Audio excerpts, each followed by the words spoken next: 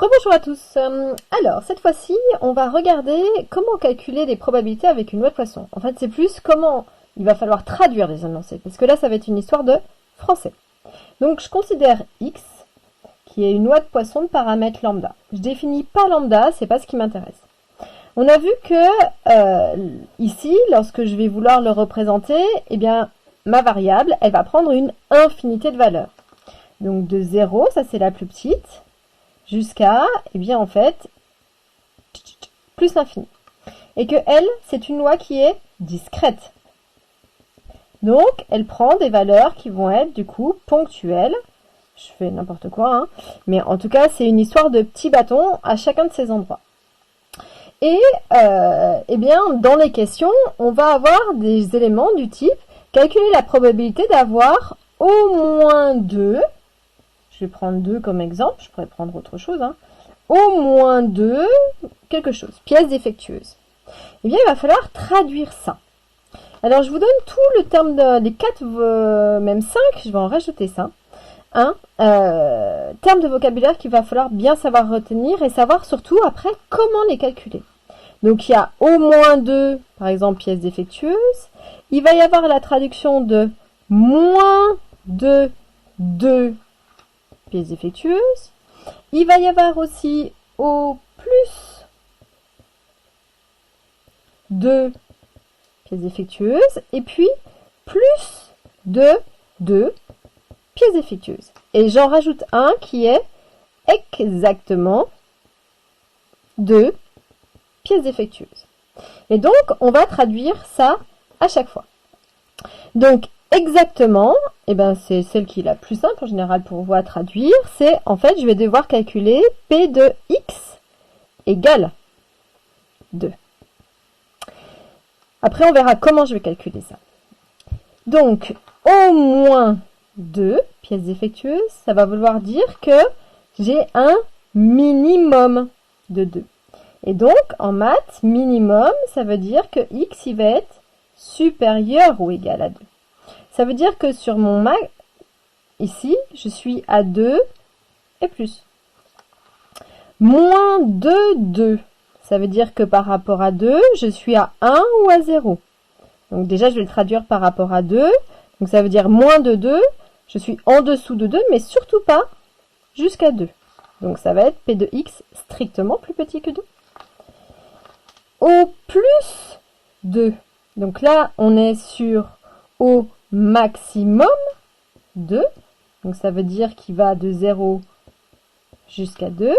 Et puis plus de 2, ça veut dire que je suis au-delà. Donc X, il va être strictement plus grand que 2. Alors là-dedans, maintenant, il va falloir se poser la question de qu'est-ce que je peux calculer facilement, qu'est-ce qui va nécessiter, du coup, un petit peu de calcul. Ou de transformation, plutôt. Donc, exactement 2, vous vous souvenez qu'avec la calculatrice, on avait vu qu'elle sait calculer ça. Donc, elle, on saute sur sa calculatrice, on rentre les paramètres, et on voit ce que la calcul nous ressort comme valeur de probabilité. Donc ça, c'est réglé. Vous vous souvenez que du coup, la calculatrice, comme pour la loi binomiale, elle sait faire quand c'est égal ou quand c'est inférieur ou égal. Donc ici, encore une fois, c'est ma calculatrice qui va me permettre de calculer ça. Donc les deux là, c'est ceux qui vont demander en fait le moins de traduction possible. Bon alors après, il faut s'attaquer aux autres. Bon, je vais prendre celui qui est à côté. Plus de 2, eh bien, je suis au-delà. On a dit que si je refais un petit axe, j'aime bien travailler avec les axes, je reprends juste les valeurs. Hein. 2, 3, 4, etc., etc., parce qu'elle en prend une infinité. Si elle, je suis à plus de 2, sachant que je suis une probabilité discrète, donc je prends des choses qui sont ponctuelles, ça veut dire que je vais prendre 3, 4, 5, 6, 7, etc., etc. Je suis en vert, ça correspond à la traduction de ça. Sauf que je dois calculer avec ma calculatrice. Ma calculatrice ne sait faire que quand c'est égal ou inférieur ou égal. Le inférieur ou égal, c'est ce qui est avant. Donc ça veut dire que ce qui est en vert, va falloir que je le traduise par le contraire pour récupérer, en fait, ce qui est avant. Donc mon but, c'est de récupérer ça, parce que avec ça, je sais calculer avec la calculatrice. Donc le contraire d'être strictement plus grand, eh bien c'est 1 moins P de x qui va être inférieur ou égal à 2. Je le vois. Je prends les valeurs 0, 1, 2.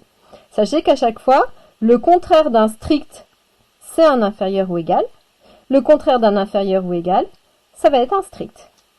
Donc déjà, et là, ben, ça tombe bien, puisque du coup, L, je sais le faire avec ma calculatrice. Donc du coup, j'ai pas besoin de plus transformer que ça. Donc L, c'est réglé. Donc sur ce même principe, je vous invite à faire pause et puis de chercher les deux qui restent. Alors si moi je continue, je vais monter ici sur la case, je veux être strictement plus petit que 2. Encore une fois, vraiment, je vous invite, dès que vous êtes perdu, à tracer sur un axe pour voir ce qu'il en est. Donc, strictement plus petit que 2, ça veut dire que je ne prends pas 2. Donc, ça veut dire que je suis en dessous, ici, à 1 ou à 0. Encore une fois, il faut se questionner par rapport à la calculatrice. La calculatrice sait faire égal ou inférieur ou égal. Ça veut dire que ce strictement plus petit que 2, ben je vois que c'est les valeurs en dessous. C'est 1 et 0. Donc là, deux manières de faire. Soit je dis que c'est P de x égale 0 plus P de x égale 1. Et là, je sais faire avec la calculatrice, mais ça va me demander deux manipulations pour pouvoir faire quand c'est égal à 0 et quand c'est égal à 1.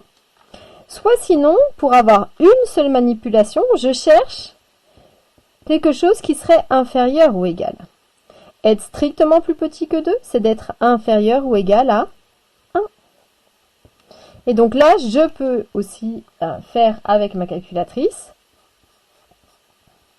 Et donc ici, j'ai qu'une manipulation à faire. À vous de voir avec quoi vous êtes le plus à l'aise. Et puis aussi avec le nombre de valeurs qu'on va devoir ici calculer. Plus je vais en avoir, moins je vais prendre cette technique parce que ça risque de me prendre du temps. Ensuite, au moins 2. Donc je suis ici. Donc on avait dit que c'était au minimum 2. Donc au minimum 2, ça veut dire que j'ai 2, mais aussi 3, mais aussi 4, etc., etc. Sauf qu'encore une fois, si je suis plus grand ou égal, ma calculatrice ne sait pas faire.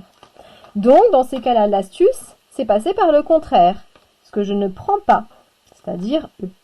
Donc déjà, je vous inviterai toujours à faire en écrivant le signe contraire. Donc ça, c'est 1 moins P de x. Donc on a dit que le contraire d'un supérieur ou égal, c'est un strict. Donc c'est 1 moins P de x strictement plus petit que 2. Et maintenant, je regarde, est strictement plus petit que 2, eh bien, je l'ai fait ici. C'est effectivement, je vais passer avec un inférieur ou égal. Ce qu'il y a en orange, c'est d'être inférieur ou égal à 1. Donc c'est 1 moins P de x qui va être inférieur ou égal à 1. Ça, c'est la traduction de ce qui est en orange. Et là, comme c'est un inférieur ou égal, je vais pouvoir faire avec ma calculatrice. Donc voici les 5 cas de figure que vous allez rencontrer en traduction dans les exercices. Juste faites attention à chaque fois quand vous allez calculer de ne pas oublier d'inclure ça dans votre résultat, ici et ici, parce que des fois vous me calculez ces deux probabilités, mais vous oubliez de faire un moins qui est devant. Donc voici ce qu'il y avait à retenir sur la partie calcul de probabilité avec une noix de poisson. Bon courage, je vous fais plein d'autres vidéos sur les choses à retenir. À bientôt!